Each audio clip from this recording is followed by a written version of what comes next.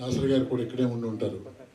దాసరి గారి కాంపౌండ్లో ఆయనతో భోజనం చేసే భాగ్యం సార్ తోటి ఆయనతో కూర్చొని గడిపిన కాలం నాకు చాలా బాగా గుర్తు. అప్పుడు నేను సాటిస్ఫై అయ్యాను సురేష్ కృష్ణ గారిని ఈ విధంగా నేను కలుసుకున్నానని.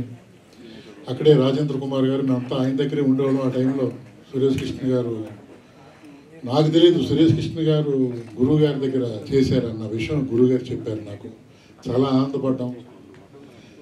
అలాగే సాయిబాబా గురించి వినటమే కానీ నేను ఎప్పుడు చదవలేదు. అది రాజేంద్ర కుమార్ గారి వల్ల జరిగింది. ఆయన కోడి రామకృష్ణ గారు వాళ్ళు కలిసి సినిమా చేద్దాం అనుకున్నప్పుడు ఆయన రీసెర్చ్ చేశారండి. ఆయన పుటపర్తి నా ఉద్దేశం ఒక 1000 సార్లు వెళ్ళి ఉంటారేమో. అప్పుడు ఆ బుక్స్ తీసుకురావటం, కొన్ని పుస్తకాలు నేను తీసుకుని నేను చదివిస్తాను సార్ అని చెప్పి తీసుకోవటం, అది చదివిన తర్వాత నేను ఆ మహానుభావుడి యొక్క చేసిన పనులు మహిమలు చూసి నేను ఆయనకి భక్తుడిని అవ్వటం జరిగింది.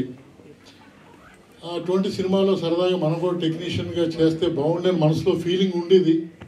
బట్ ఆయన విన్నాడేమో ఈ కార్యక్రమానికి పిలిపించాడు నన్ను. ఇది కూడా నాకు చాలా ఆనందంగా ఉంది.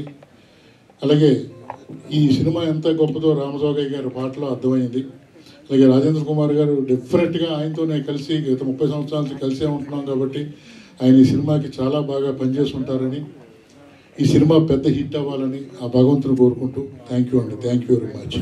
Thank you sir. Thank you very much. అలాగే ఇప్పుడు director Veerashankar sir, please welcome on to